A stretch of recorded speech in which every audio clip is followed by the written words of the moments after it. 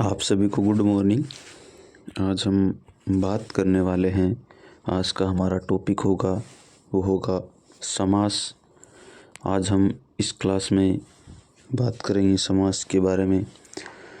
समास सम प्लस आस से मिलकर के बना होता है। सम का अर्थ होता है पास या साथ। आस का अर्थ होता है बिठाना।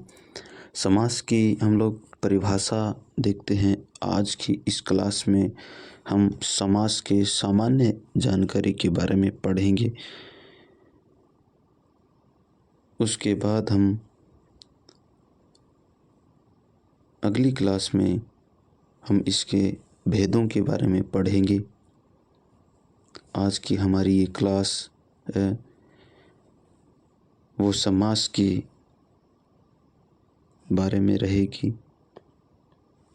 समास की परिभाषा यानी दो शब्दों का परस्पर मेल है वो समास कहलाता है। अर्थात जब दो शब्दों के बीच प्रयुक्त अन्य पद या कारक चिन्हों का लोप कर दोनों पद लिख करके एक हो जाते हैं तो उस प्रक्रिया को समास कहते हैं। जैसे रेल यात्रा, रेल से यात्रा, कर्ण तत्पुरुष समास हो गया और इसी में यानी बीच में से आ गया तो साधन है जाने का, वो रेलगाड़ी है। इसी प्रकार रेल भाड़ा, रेल के लिए भाड़ा, संप्रदान तत्पुरुष समास यानी रेल के लिए भाड़ा आ रहा है, उसके बाद वही रेलगाड़ी, रेल यानी पटरी पर चलने वाली गाड़ी, लुप्त तत्पुरुष इतना पद है वो लुप्त कर दिया गया है। इस प्रकार हम एक ही यानी रेलगाड़ी से बनने वाले तीन शब्दों में तीन अलग अलग समास हो गए। इसी प्रकार हम इस क्लास में समास के जितने भी भेद हैं उसके बारे में विस्तार पूर्वक से चर्चा करेंगे और हम समास को इस तरीके से पढ़ेंगे कि इसमें से एक भी पर्सन है वो बाहर नहीं जाएगा। समास के प्रकार वो 6 होते हैं।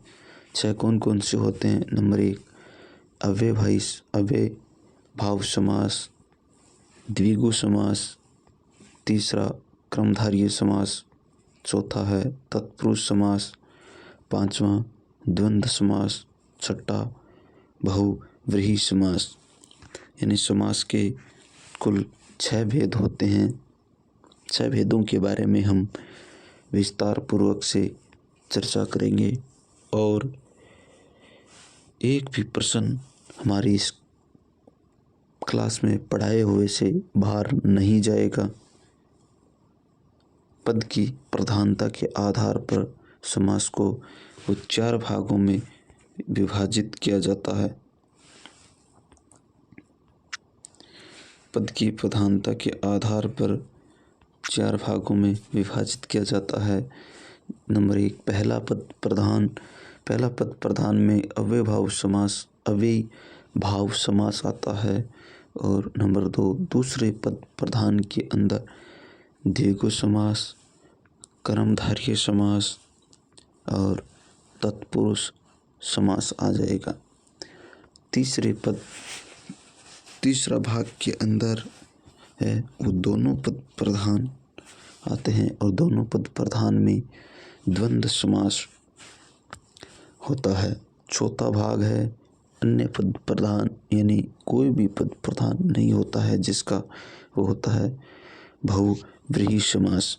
यानी हमने सबसे पहले समास की प्रकार हैं वो 6 भागों में विभाजित किया। नंबर 1 अव्ययभाव समास, द्विगु समास, क्रमधारय समास, तत्पुरुष समास, द्वंद्व समास और बहुव्रीहि समास। उसके बाद हम पद की प्रधानता के आधार पर 4 भागों में विभाजित किया। 4 भाग हैं। नंबर 1 पहले पद की प्रधानता के आधार पर अव्ययभाव समास। दूसरा भेद है वो दूसरे पद की प्रधानता के आधार पर नंबर 1 द्विगु समास, नंबर 2 क्रमधारय, नंबर 3 तत्पुरुष समास।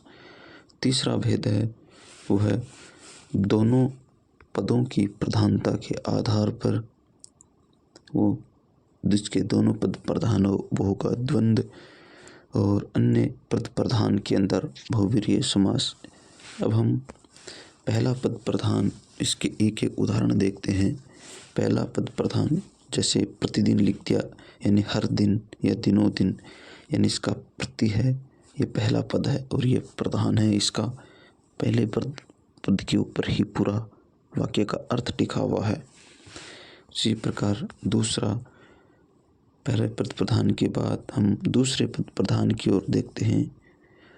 राजपुत्र सो रहा है, राजपुत्र वो सो रहा है, यानी इसका अर्थ होगा राजा का पुत्र, यानी दूसरा पद हो गया, पुत्र दूसरा पद हो गया, सो रहा है। इसी प्रकार हमें दोनों पद प्रधान वाले देखने हैं, वो है कि भाई और बहन पढ़ रहे हैं या माता पिता खाना खा रहे हैं। तो दो इसमें से ऐसा एक भी नहीं है जिसमें एक पद है वो प्रभाव है, बल्कि इसमें दोनों पदों की प्रधानता है, वो बराबर है।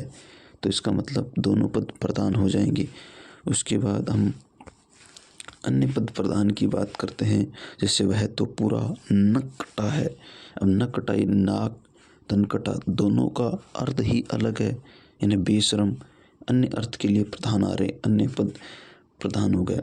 इस प्रकार आज हमने इस छोटी सी क्लास में समास के हमने सामान्य जानकारी के बारे में पढ़ा, यानी समास की परिभाषा क्या होती है।